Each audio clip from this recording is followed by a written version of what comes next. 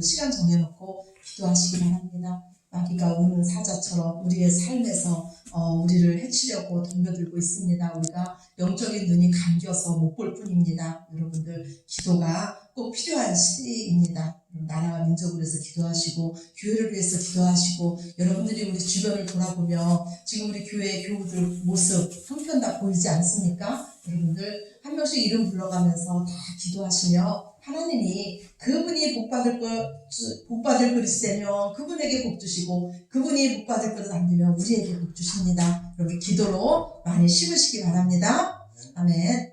우리 이 시간에는 하나님이 사랑하시는 딸 이름이 박소정이에요. 박소정. 예, 놀라운 딸이고 하나님께서 귀한 달란트 주셔서 하나님의 앞으로 놀라운 일을 행할 딸입니다. 하나님 이처럼 작지만 우리 교회로 보내주셔서 너무 감사하고 우리가 함께 은혜 나누고 함께 사랑할 수 있는 그 기회 주셔서 감사합니다. 우리 사랑하고 축복합니다 라는 박수로 환영하겠습니다. 네, 환영합니다. 축복합니다. 네, 하나님 말씀 보시겠습니다. 하나님 말씀 요한복음입니다. 신약성경 요한복음 21장입니다. 요한복음 제일 끝에 장 21장 1절에서 14절까지 보시겠습니다. 제 성경책으로는 185쪽입니다.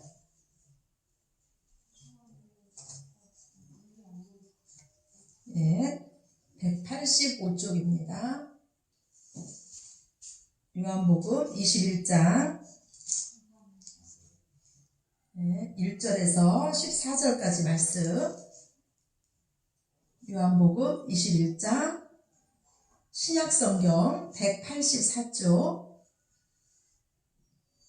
요한복음 21장 1절에서 우리 14절까지 말씀 우리 함께 한 목소리로 읽으시겠습니다. 그 후에 예수께서 디베랴 호수에서 또 제자들에게 자기를 나타내셨으니 나타내신 일은 이러하니라. 시몬 베드로와 디드모라 하는 도마와 갈릴리 가나 사람 나다나엘과 세베대의 아들들과 또 다른 제자들이 함께 있더니 시몬 베드로가 나는 물고기 잡으러 가노라 하니 그들이 우리도 함께 가겠다 하고 나가서 배에 올랐으나 그날 밤에 아무것도 잡지 못하였더니 날이 새어갈 때 예수께서 바닷가에 서셨으나 제자들이 예수이신 줄 알지 못하는지라. 예수께서 이르시되 얘들아 너희에게 고기가 있느냐 대답하되 없나이다. 이르시되 그물을 배 오른편에 던지라 그리하면 잡으리라 하시니 이에 던졌더니 물고기가 많아 그물을 들 수 없더라.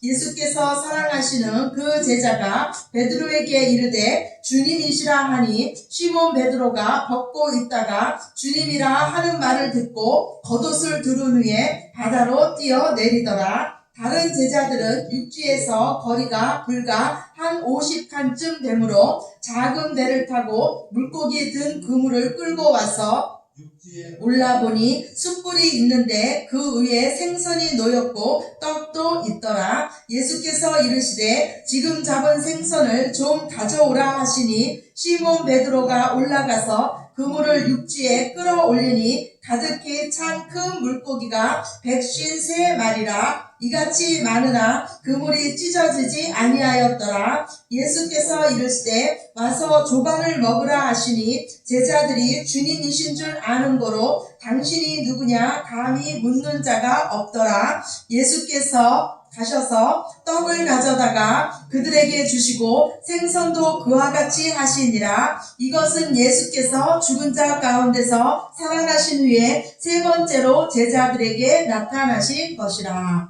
아멘. 예, 저희들은요 한 넉 달가량 관계에 대한 말씀을 나눴습니다. 오늘이 관계에 대한 마지막 시간입니다. 예, 제가 이제 관계에 대한 이 마지막 시간을 하면서 하나님 우리가 이제 다음부터는 어떤 말씀을 나누면 좋을까요? 하고 묵상을 하는데 하나님이 제 마음에 주시기는 아가서 말씀을 주셨어요. 아가서는요 하나님과 깊은 관계에 들어가는 겁니다. 남녀가 만나서 부부가 되고 아이를 낳고 이런 것처럼 아가서는 정말로 하나님과 친밀한 관계에 들어가는 말씀이 바로 아가서예요. 그래서 저희가 오늘은 이제 하나님이 보편적으로 주셨던 관계에 대한 말씀을 오늘로 이제 마무리를 짓고 다음 주부터는 아가서 말씀을 한번 나누면서 하나님과 더 깊은 사랑에 빠지시는 저와 여러분이 되시기를 예수님 이름으로 간절히 축원합니다. 네, 여러분은 관계에 대한 말씀을 들으시면서 여러분 주변에 많은 사람들과의 관계, 하나님과의 관계가 어찌 많이 변화가 생기셨습니까? 아멘이십니까? 예, 우리의 행복은요, 예, 나중에 생겼어요. 예, 우리가 인간의 행복은 뭐냐면 관계에 달려있다고 생각해도 과언이 아닐 것입니다. 제가 아는 어떤 부부는요, 이런 말을 하는 거를 들었어요. 우리 부부는 쇼윈도 부부와 같다. 예. 자, 가정에서는 부부라고 할 수 없을 만큼 그 부부 관계가 깨어져 있는데 밖에 나와서는 부부인 척 한다는 겁니다. 이 가정의 남편은요, 항상 하는 말이 나 죽고 싶다. 나 죽고 싶다. 이런 말을 계속 하는 거를 제가 들었어요. 이처럼 우리의 모든 삶 속에서 이 관계가 깨어질 때 우리는 엄청난 고통을 겪게 됩니다. 좌절할 수 없는 그 무너지는 그 감정을 우리가 느끼게 됩니다. 여러분은 만약에 여러분의 관계가 깨어졌을 때 어떻게 하고 싶으십니까? 제가 말씀을 준비하면서 후시딘이라는 연구가 생각이 났어요. 이 연구의 특징은 뭐냐면 상처가 났을 때 그 상처에 발라주면 그 딱지가 생기지 않고 상처가 생기지 않고 바로 낫는다는 거예요. 그런데 이 상처가 더 빨리 아물 수 있는 방법은요, 우리가 상처가 생겼을 때 바로 발라주는 겁니다. 이 상처가 굳기 전에 바로 발라주는 거예요. 그런데 대부분의 사람들이요, 마음속에 많은 상처를 가지고 있어요. 그런데 그 아픈 상처를 모른 척하면서 살고 있습니다. 아무 일 없다는 듯이 덮어두고 살고 있습니다. 저도 그와 같은 경우예요. 저도요, 제 감정을 다 말하는 것이 저한테는 이상한 마음이 있어요. 제가 만약에 제 감정을 다 말하는 것은 참 어린아이 같은 거야. 참 창피한 일일 거야. 이런 생각이 아마 저한테 있는 것 같아요. 그래서 저는 무엇이 좋아도 좋다는 말을 잘 못하고 이것이 싫어도 싫다는 말을 잘 하지 못합니다. 그리고 만약에 제가 마음이 상하거나 상처를 받으면 저는요, 입술을 닫아버려요. 더 이상 말을 하지 않아요. 왜냐하면 제 마음속에는 괜히 내가 말을 했다가 더 상처를 받으면 어떡하지? 하는 이 두려운 마음이 제 안에 있는 것 같습니다. 저와 마찬가지로요, 많은 사람들이 이와 같이 이 깨어진 관계 회복을 위해서 노력하기보다는 마치 그런 일이 없었다는 듯이 덮어두고 살아갑니다. 어떤 사람들은 그 일을 모른 척하기 위해서 일에 더 몰두하고 어떤 사람은 새로운 사람을 만나려고 노력을 합니다.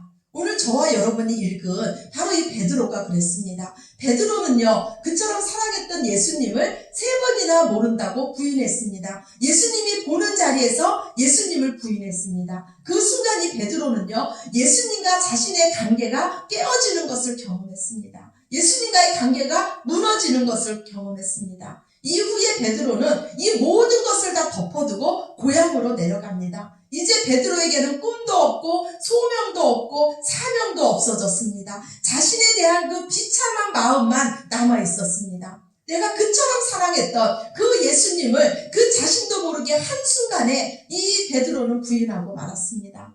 여러분은 이 베드로의 지금 이 고통이 느껴지십니까? 베드로의 통곡 소리가 여러분 귀에 들리십니까? 예수님과의 이 관계가 깨어졌을 때 얼마나 이 베드로가 힘들었을까 여러분 상상이 됐습니까? 그러나 이 베드로의 마음속에 포기되지 않는 그 한 가지 마음이 있었습니다. 내가 비록 죄인 중에 죄인이지만 도저히 용서받을 수 없는 죄인이지만 예수님을 향한 그 사랑만은 이 베드로 마음속에 남아 있었습니다. 그리고 이 베드로는 예수님과의 이 관계가 내가 다시 회복되고 싶다. 내가 이전처럼 예수님과 더 친하게 지내고 싶고 예수님을 또 사랑하고 싶구나. 예수님과 함께 거하고 싶구나. 이 예수님과 이 관계 회복을 위한 그 소망이 베드로의 마음속에 있었습니다.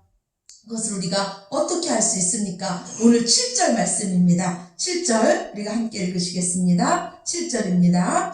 예수께서 사랑하시는 그 제자가 베드로에게 이르되 주님이시라 하니 시몬 베드로가 벗고 있다가 주님이라 하는 말을 듣고 겉옷을 두른 후에 바다로 뛰어내리더라. 아멘. 이제 베드로는 모든 것을 포기하고 그 고향으로 내려가서 고기를 잡고 있습니다. 감히 예수님을 모른다고 저주하면서 내가 내 입으로 예수님을 부인했는데 내가 차마 예수님의 얼굴을 볼 수는 없지 하면서 고향으로 고기 잡으러 내려갔습니다. 그 배 위에 이 베드로가 있는데 요한이, 예수님의 제자 요한이 그 뭇가에 서 계신 예수님을 본 겁니다. 그리고 주님이시라 하니까 이 베드로가 어떻게 합니까? 겉옷을 두르고 그 바다가 깊은지 낮은지 아무 상관이 없습니다. 예수님이라는 그 말을 듣고 베드로는 그 자리에서 뛰어내려서 예수님께로 달려갑니다. 이 베드로의 마음에는요, 내가 지금 비록 고기 잡으러 예수님을 떠나 있지만 이 베드로의 마음속에는 오직 예수님뿐이었습니다. 다시 만나고 싶은 예수님, 내가 다시 사랑하고 싶은 그 예수님뿐이 없었습니다. 지금 한국교회가 코로나로 인해서 주님을 향한 그 믿음이 식었습니다. 그 사랑이 식었습니다. 저는 우리들의 마음속에 이 베드로와 같은 마음이 있었으면 좋겠습니다. 내가 비록 코로나로 인해서 주님 앞에 나와서 열심을 다하지 못했지만 내 마음속에는 예수님을 사랑하는 마음이 있습니다. 예수님만을 의지하고 싶은 그 마음이 있습니다 하면서 예수님 앞에 그 간절한 마음이 여러분의 마음속에 다시 회복되었으면 좋겠습니다. 오늘 베드로 안에는 이 다시 회복을 갈망하는 그 소망이 있었습니다. 이게 바로 가룟 유다와 베드로의 차이입니다. 가룟 유다는요, 예수님을 판 후에 누이쳤습니다. 가룟 유다도 예수님을 판 후에 울었습니다. 통곡했습니다. 그러나 가룟 유다는 예수님과의 그 관계가 다시 회복되기를 소망하지 않았습니다. 스스로 자포자기했고 스스로 그 생을 끊었습니다. 그러나 베드로는 예수님과의 그 관계가 회복되기를 간절히 소망했습니다. 사랑하는 성도 여러분, 끝까지 사랑하며 끝까지 행복하게 살기를 원하십니까? 그러면 포기하지 마시기 바랍니다. 많은 관계가 포기되어 있습니다. 많은 부부들이 서로 포기하며 삽니다. 그러나 우리가 끝까지 선을 행하면 때가 이르면 하나님께서 원하시는 그 관계가 분명히 회복되어질 줄로 믿습니다. 깨어진 관계가 있다면 관계 회복을 갈망하시기 바랍니다. 우리 주님께서 도와주실 것입니다. 예수님은 이런 베드로를 찾아가셨습니다. 어떻게 나를 배신한 사람을, 내게 등을 돌린 사람을 웃는 얼굴로 다시 찾아갈 수 있겠습니까? 사랑했기 때문입니다. 사랑보다 큰 힘은 없습니다. 사랑의 힘이 큰 자가 찾아가는 겁니다. 져주는 겁니다. 우리가요, 아빠와 아이들이 씨름을 하는 걸 보면 누가 이깁니까? 아이들이 이깁니다. 아빠가 분명히 힘이 세지만 아이들이 이깁니다. 자식 이기는 부모 없다고 합니다. 왜 그럽니까? 자식보다 부모가 그 아이를 더 사랑하기 때문입니다. 더 사랑하는 자가 져주는 거고 더 사랑하는 자가 먼저 찾아가는 겁니다. 힘 없는 자가 힘 있는 자를 찾아가는 것은 사랑이 아닙니다. 그거는 아부입니다. 그러나 사랑의 힘을 가진 사람이 아무리 자기에게 등을 돌린 자라도 찾아갈 수 있는 것입니다. 이것이 바로 사랑의 힘입니다. 여러분, 깨어진 관계 회복을 원하십니까? 먼저 찾아가시고 먼저 손을 내밀어 주시기 바랍니다. 그리고 먼저 말을 건네주시기 바랍니다. 오늘 예수님은요, 이 제자들을 찾아가서 먼저 말을 건네주셨습니다. 얘들아, 너희에게 고기가 있느냐? 우리 관계가 깨지는 것도 작은 것에서 시작되고 관계가 다시 회복되는 것도 작은 것에서 시작됩니다. 베드로가 예수님을 부인한 것은 작은 사건이었습니다. 작은 여종 앞에서 예수님을 모른다고 부인했습니다. 결코 넘어지지 않았을 것 같은 그 작은 유혹 앞에서 베드로는 무너지고 말았습니다.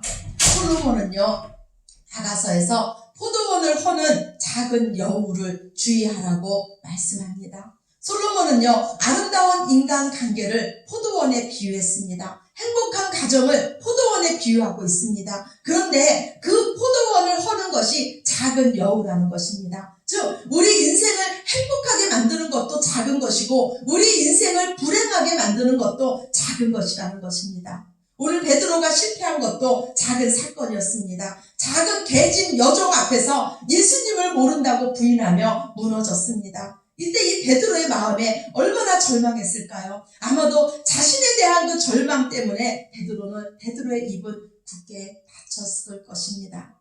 이때 예수님께서 먼저 찾아오셔서 베드로에게 말을 걸어주셨습니다. 우리가 서로 사랑한다는 것은 먼저 말을 건네주는 것입니다.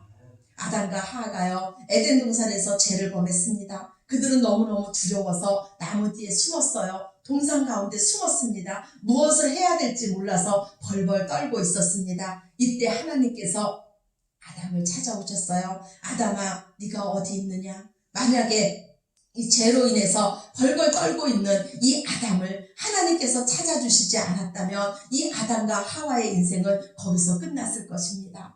하나님은요, 이 죄로 하나님 말씀에 불순종했던 아담과 하와에게 어떻게 말을 건네주실 수 있었을까요? 이 아담과 하와를 사랑해 주셨기 때문입니다. 하나님은 사랑이시기 때문입니다. 오늘 예수님은 베드로를 3번 불러주셨습니다. 예수님은요, 베드로와 예수님의 관계는 스승과 제자의 관계였어요. 그냥 예수님은 이 베드로를 부를 때 베드로야 하면서 불러주면 그만이었습니다. 그런데 오늘 예수님은 베드로를 불러줄 때 요한의 아들 시몬아 하면서 베드로를 불러주고 있습니다. 히브리 사람들은요, 공식적으로 다른 사람들에게 예의를 갖춰 불러줄 때는요, 그 아버지의 이름을 먼저 부르고 그의 이름을 불러줬다고 합니다. 지금 예수님은요, 이 베드로가 자신의 제자임에도 불구하고 그 제자에게 예를 갖춰서 이 베드로의 이름을 불러주고 있는 것입니다. 왜 그랬을까요? 베드로를 사랑했기 때문입니다. 고린도전서 13장에 보면 사랑은 무례히 행치 않는 것이라고 말씀합니다.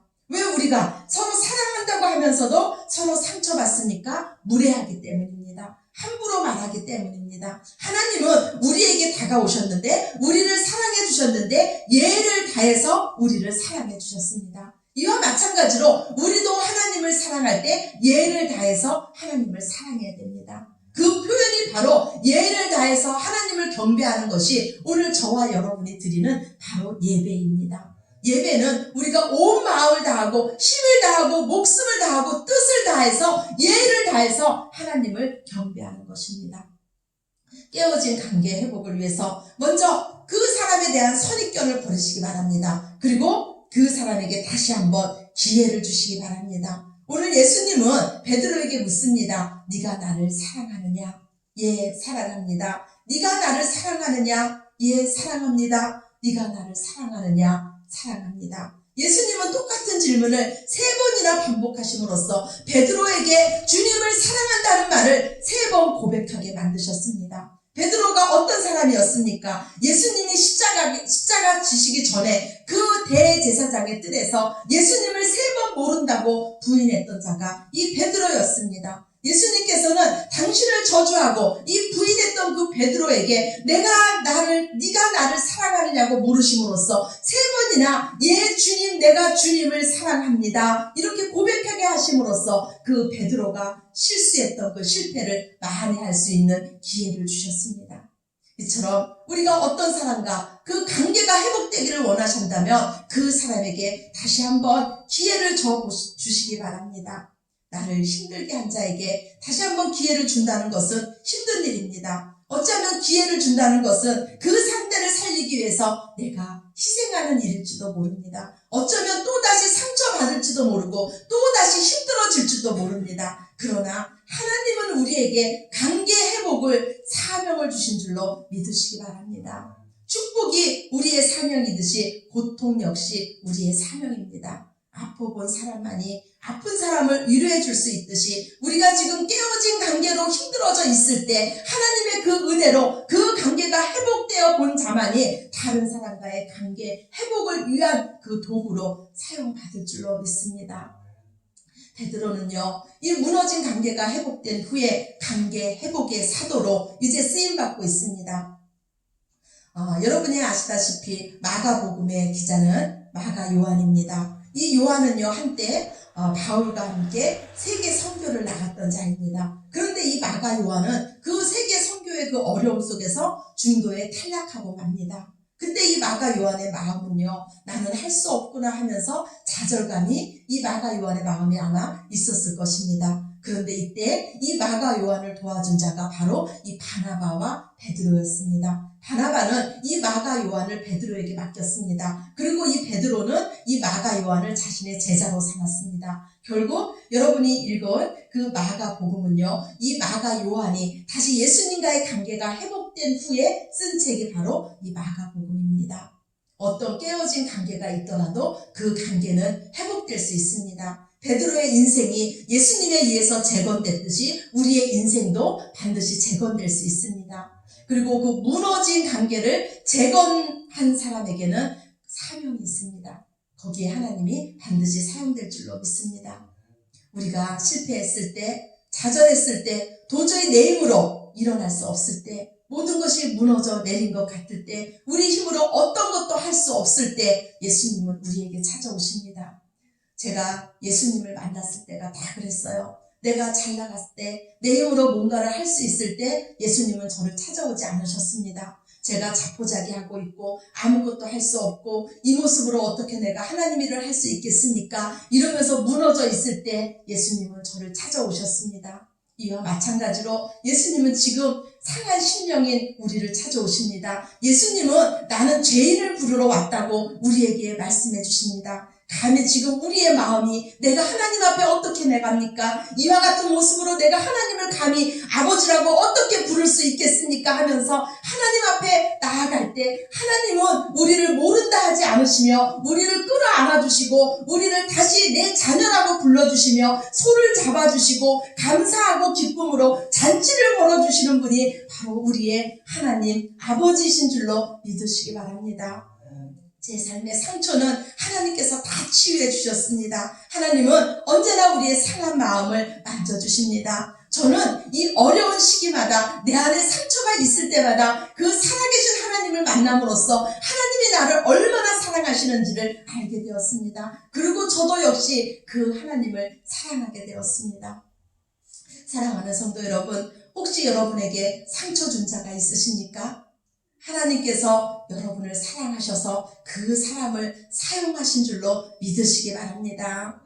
주님을 가장 가까이 함이 우리에게 복입니다. 하나님께서 우리에게 허락하신 모든 환경은 더욱더 하나님을 가까이 하게 하고 하나님만을 의지하게 한 그 귀한 시간인 줄로 믿으시기 바랍니다. 오히려 우리에게 상처 준 자를 주님의 사랑으로 끌어안으심으로써 용서의 단계까지 나아가시는 저와 여러분이 되시기를 예수님으로 간절히 축원합니다. 사랑받기 원하시면 먼저 사랑하시고 용서받기 원하시면 먼저 용서하시고 이해받기 원하시면 먼저 이해하시기 바랍니다. 먼저 찾아가시고 먼저 손을 잡아주시고 먼저 말을 걸어주시고 다시 한번 기회를 주시기 바랍니다. 이것이 바로 너희가 대접받고 싶은 대로 너희도 대접하라는 인간관계의 황금률입니다.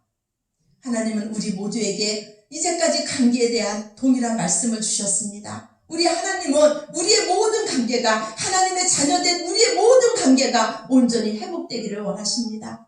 그러나 여기 계신 분들 중에 어떤 분들은 인간관계의 회복은 여전히 어렵다고 생각하시는 분들도 계실 것입니다. 또한 어떤 분들은 그래 내가 하나님의 말씀대로 한번 적용해보자, 사랑해보자, 용서해보자, 이해해보자, 내가 먼저 찾아가고 내가 먼저 섬겨주자라고 마음속으로 다짐하는 분들도 계실 것입니다. 저도 인간관계 어렵습니다. 그러나 감사한 것은요, 제 마음속에 저는 주일이 되기 전에 모든 관계를 풀어야지, 내가 이 막혀진 관계를 가지고 감히 하나님의 말씀을 전할 수는 없지, 그러면 하나님 앞에 얼마나 죄스럽고 얼마나 잘못하는 일인가 하는 그 두려운 마음이 있습니다. 여러분도 모든 관계를 풀고 하나님 앞에 나오시기 바랍니다. 우리가 잘 아는 손양원 목사님이 계십니다. 이 목사님은요, 아들이 둘이 있고 딸이 하나 있었습니다. 그런데 아들 둘을 다 잃었습니다. 한 청년에 의해서 그 아들들이 다 목숨을 잃었습니다. 그런데 어느 날 이 목사님은 마음에 다짐하기를 내 아들을 죽인 그 자를 내가 양아들로 삼아야 되겠다, 이런 생각이 들었습니다. 그래서 그 하나 남은 딸에게 이와 같이 말을 합니다. 얘야, 내가 그 청년을 내 아들로 삼으려고 한다. 이때 그 목사님의 딸인 이 손동희 권사님이 간증을 하는데 자기가 중학교 때 아버지가 그런 말을 했다고 합니다. 그때 자기는 기절 초풍하는 줄 알았다고 합니다. 그러면서 아버지에게 말하기를 아버지는 왜 예수님을 믿는데 그렇게 별나게 예수님을 믿어야 됩니까? 어떻게 우리 오빠를 죽인 그 원수를 내가 이제 오빠라고 부를 수 있습니까? 그게 예수님 믿는 겁니까? 왜 다른 사람은 그렇게 안 믿는데 왜 아버지는 그렇게 예수님을 믿어야 됩니까? 그때 이 목사님은요, 그 딸을 설득하면서 이렇게 말합니다. 내가 일제 강점기 5년 동안 우리 가족을 고생시키면서 감옥 생활한 것은 하나님의 10계명, 제1계명, 2계명에 우상 숭배하지 말라는 그 계명을 어기려고 내가 그렇게 감옥 생활, 옥생활을 했는데 동희야, 내가 1계명, 2계명을 지키면서 원수를 사랑하라는 그 계명을 지키지 않는다면 내가 하나님 앞에 모든 계명을 다 지켰다고 어떻게 말할 수 있겠니? 원수를 사랑하라는 말씀을 순종하지 않으면 내가 지난 5년 동안 감옥생활한 것이 다 헛수고고 너희를 고생시킨 것이 다 헛고생이 될 건데 나는 여기서 넘어질 수가 없다. 너희가 사랑하는 그 두 오빠는 천국 같지만 지금 네 두 오빠를 죽인 저 청년은 지옥 갈 것이 분명한데 내가 전도하는 목사로서 어떻게 저 청년을 그냥 둘 수 있겠니? 사랑하는 성도 여러분, 여러분이 막혀진 관계 회복을 원하신다면 하나님의 사랑으로 먼저 다가가시기 바랍니다. 안 되면 하나님께 기도하면서 하나님 의지하면서 나아가시기 바랍니다. 우리는 세상에 할 수 없는 일을 할 수 있는 자들이 바로 저와 여러분입니다. 우리는 하늘에 속한 자고 하나님의 사랑을 받은 자고 하나님의 자녀이기 때문입니다. 모든 관계의 열쇠는 하나님께 있습니다. 우리가 하나님의 말씀에 순종할 때 우리의 삶에 하나님이 원하시는 관계 회복의 축복이 임할 줄로 믿습니다. 하나님의 말씀이 적용되는 것마다 생명이 살아나는 역사가 일어날 것입니다. 하나님은 저와 여러분을 인간관계의 리더로 사용하시기를 원하십니다. 막혀진 하나님의 관계를 그리고 막혀진 사람들의 관계를 사랑의 줄로 이어가시는 저와 여러분이 되시기를 사랑이 많으신 예수님 이름으로 축원합니다. 아멘. 우리 기도드리시겠습니다. 아버지 감사합니다. 아버지께서 우리를 먼저 사랑해 주셨고 우리에게 먼저 말 걸어 주셨고 우리의 손을 잡아 주셨고 상처 많은 우리를 끌어안아 주셨습니다. 아버지의 사랑으로 우리가 여기까지 왔습니다. 주님, 그 사랑을 우리가 받았사오니 이제는 원수까지도 사랑할 수 있는 저희들 되게 하여 주시옵소서. 우리는 연약해서 나는 할 수 없으나 예수님은 하실 수 있습니다. 예수님은 모든 것을 하실 수 있사오니 주님 의지하고 오직 사랑하겠습니다. 모든 것을 덮겠습니다. 어떤 자를 만나든지 주님의 사랑을 보이겠습니다. 할 수 없지만 내게 능력 주시는 자에서 모든 것을 할 수 있다고 말씀하시는 그 하나님의 말씀을 의지하고 이제 살아가겠습니다. 주님, 우리에게 주님의 더 뜨거운 마음, 주님의 그 사랑의 마음을 부어주시옵소서. 이 시간에도 친히 함께 하시며 말씀해 주신 주님의 은혜에 감사드리며 사랑이 많으신 예수님 이름으로 기도드렸습니다. 아멘. 우리 다 같이 일어나셔서 찬송가 90장 부르시면서 준비하신 예물 하나님께 올려드리겠습니다.